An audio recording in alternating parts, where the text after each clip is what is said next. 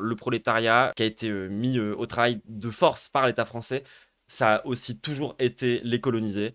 Et genre, on n'a jamais regardé ça en face. Et moi, je le dis souvent, hein, genre, si tu veux avoir un discours révolutionnaire cohérent en France, c'est absolument impossible de pas parler, des coloniales ou de pas parler de ce genre de truc parce que, bah, genre, allô, en fait, c'est les travailleurs, en fait. L'exploitation, elle est dans ce sens-là, en fait. Évidemment, genre, que tu peux pas avoir un discours cohérent, révolutionnaire en France si tu prends pas en compte c'est quoi les classes qui sont exploitées. En plus, la France, c'est un des grands pays, c'est même quasiment, je crois, le grand pays européen d'immigration. Donc en plus de ça, c'est des populations qu'on a importées. On a ce truc où on peut voir l'exploitation raciste sous nos yeux, en fait.